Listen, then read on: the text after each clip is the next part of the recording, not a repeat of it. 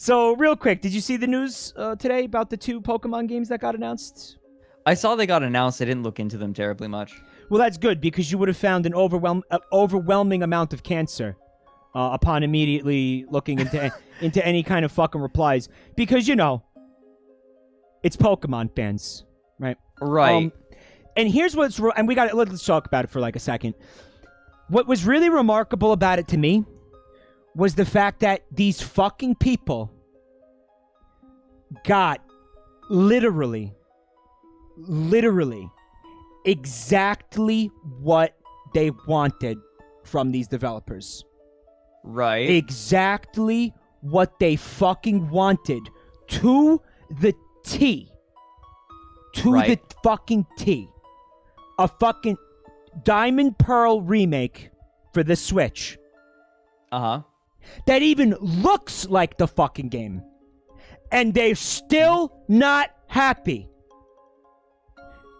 The pickup of football energy was off the fucking charts. Like, I started looking through these tweet threads because I wanted to see if there was something funny, like I could screen cap and show you guys. It wasn't funny. There was nothing funny about it. It was just fucking depressing. And it just goes to show you that there really is something fucking seriously wrong with Pokemon fans. It's not funny anymore. It's not fucking funny anymore. When they are like, I understood people complaining about fucking Sword Shield. Like, there were legitimate complaints about that game that I fucking understood. But when you ask for these developers for something for like a decade, non-stop, constantly, when Gen 5 remakes, when Gen 5, I think it's Gen 5, whatever. When are these remakes? When are we getting these remakes? When are we getting these remakes? Don't want this, give us the remakes. Don't want that, give us the remakes. Give us the fuck. Where are the remakes? Where are the remakes? And then they get the remakes that are exactly what they were fucking begging for, and they're still not fucking happy.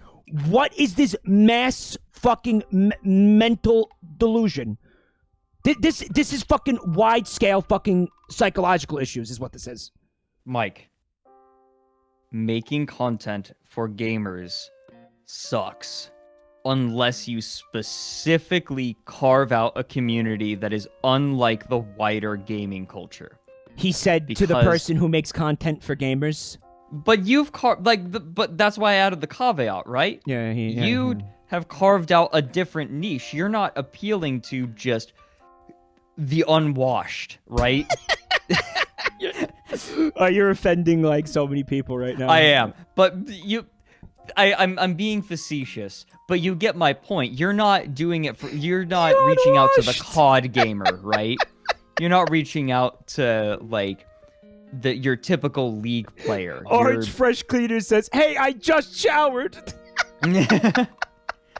For the first time in 6 days. No, I'm just kidding. He's saying I'm not like a League streamer or some shit. I get what you mean. Yeah, okay. Yeah. Right, yeah, that's not your audience. Okay. You're a little bit different. You found a niche outside of that. The problem is a lot of these Pokemon fans are in the core gaming demographic, and specifically Pokemon. Do you think it's that, or do you think it's Twitter? Because Chad is saying it's Twitter, and I think it might be a little bit of column A and a little bit of column B type of a thing here, maybe. Both. Yeah, it's both. But think about the kind of person who is really so into Pokemon that they see these announcements and they get mad. Like, they let it affect their emotional state. I am married to a fire type Pokemon. I have an idea. Lugia, eat me.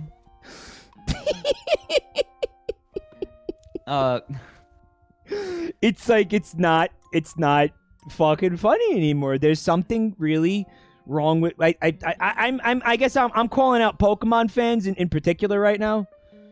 I guess because dude, and it wasn't like one or two comments. It was just an onslaught of fucking cancer.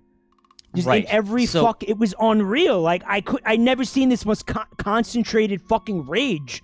Not even Sword Shield pissed these people off this much as what I fucking saw today. And it was exactly what they fucking asked for.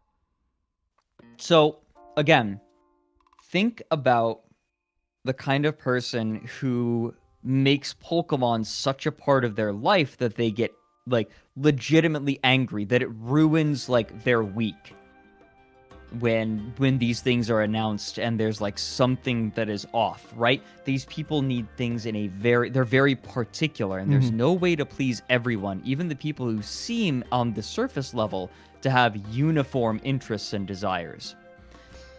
You think I'm exaggerating a little bit? Well, I saw people complain. No, I don't think you are. I'm explaining why. No, they somebody in react chat this way. was saying that. Oh, okay. These are people that practically live for nostalgia.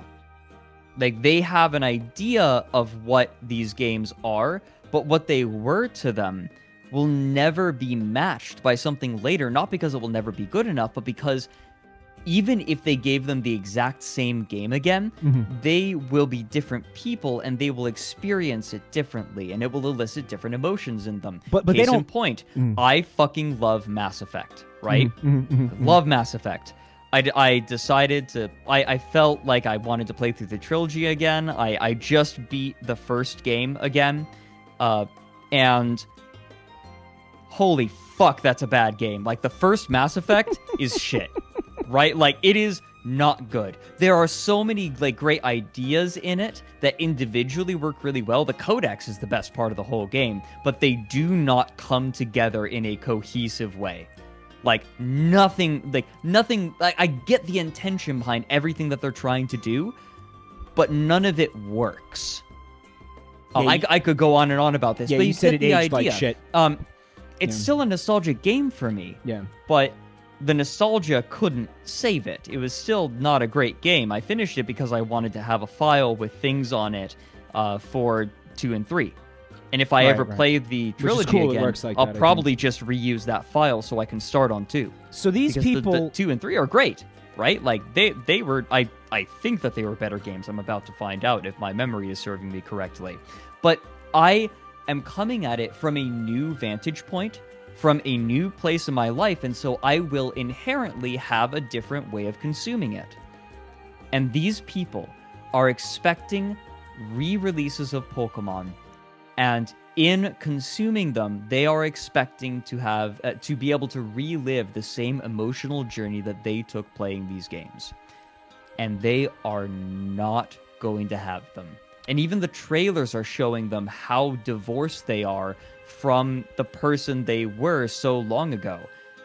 And in some ways they have stayed the same, but now they are just getting frustrated that they can't have that happiness anymore. I think this is the reason a lot of people stay in this sort of zone of nostalgia, because they can't, something about life isn't working for them, and if they can just go back to that better time, it'll feel better. But now they're realizing that they can't. They can't go back. You can't go home. Fucking cider.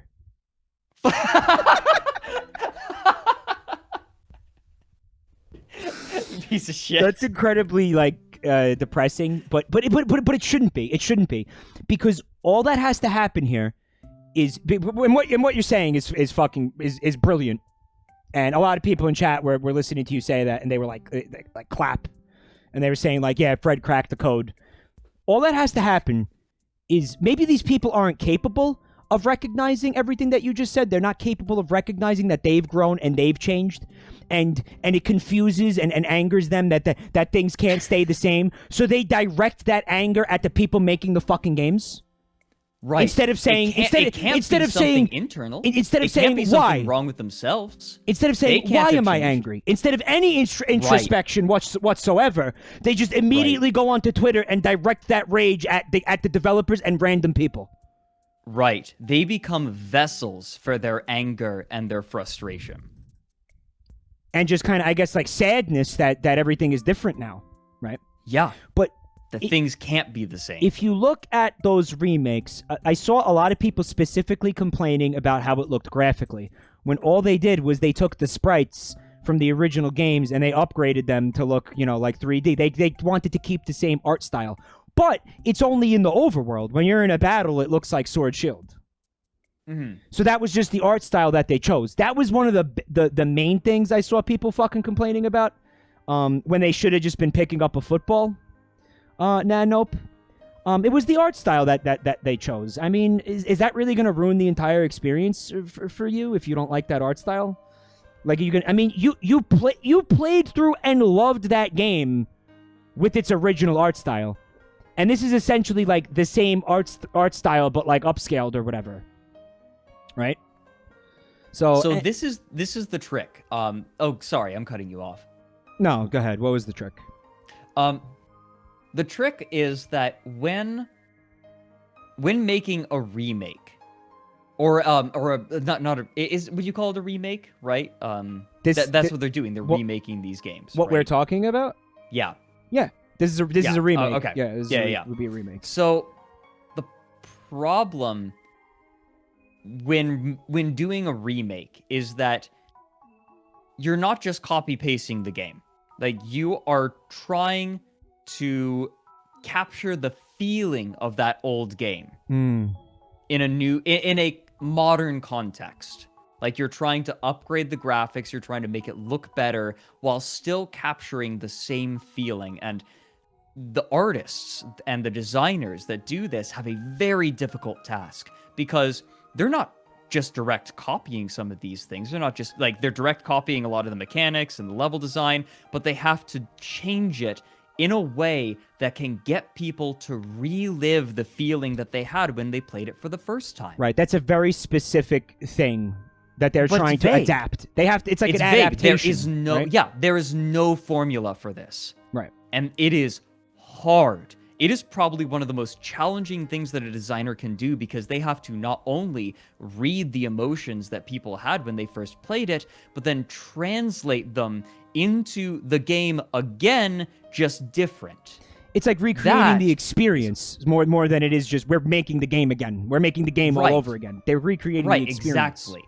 That is like an incredibly difficult artistic challenge. Like, look, at least wait till you play the fucking thing to complain this hard, because you wouldn't believe some of the fucking shit, some of the bitching and the fucking moaning that they managed to fucking wrest out of a fucking, like, what, 2-minute trailer?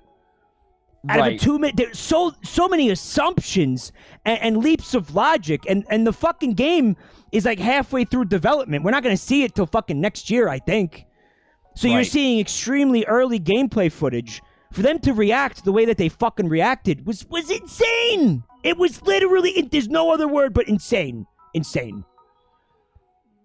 And then there was the other game, which was Breath of the Wild Pokemon, and I'm kind of sitting there and I'm like, are they just gonna make like Breath of the Wild everything now? Is that like a new genre, like Breath-likes? Right. Is this the birth of the Breath-like genre? Which might not be so bad. Not the worst thing in the world. Might depending on how they do it, right? Right, as long as it doesn't turn into, like, your bog standard brown open world style where just, like, everyone is just doing the same thing over and over, and that just dominates the market. Bethesda. I'm thinking, like, Far Cry. I guess Far Cry is more fun, but that aesthetic, right? Everything is a brown open world action thing. Breath-likes. I'm more excited for that game than the idea that remakes are hard. I think that was Vex, actually, that was talking to me about that. So I can't claim that as an original idea. No, but that makes a lot of sense, that you're not literally copy pasting the game. You're trying to recreate the experience. You're trying to figure out what people liked about that game originally and recreate it for a modern audience that includes the people who played the first one, who know are going to be acting like fucking complete cocksuckers on social media. Right. And I absolutely, like, oh, but this was in the original game. Why didn't they put it in the new one? And then the answer oftentimes is just going to be because it didn't fucking work the first time. Right. I, like, for example, right? I'm. This is, some people might find this petty, but in the first Mass Effect, at the end of the game, and this is spoilers, you fly through I guess it's not that big of. Maybe I can pick something earlier. For example, right? After every mission, some of your friends will have more dialogue, right? Like after every main story mission, your teammates will have more dialogue, but not all of them. So you want to go after every story mission, you want to go and check with all of them to make sure that you didn't miss anything. The problem is that oftentimes they don't have anything new. So, in particular, there are a few really funny ones where, like if you go and talk with Tali after a mission, she has nothing new. It's like, oh, there's nothing new to learn about like her culture or anything. You walk up to her and you say like, or after she's done explaining something, you say, I'd like to talk about something else. And she says, like what? And then when you click on the option to leave the conversation, Shepard says, I should go. And then Tali's just like, see you later, in this really awkward voice. So the whole exchange sounds like, you get really deep about something, right? You're talking about some really deep thing. You're learning about her history and her culture. And then Shepard just goes, I'd like to talk about something else. Like what? I should go.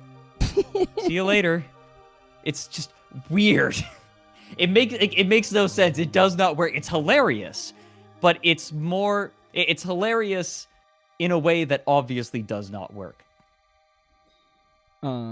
Like not intentionally funny, yeah.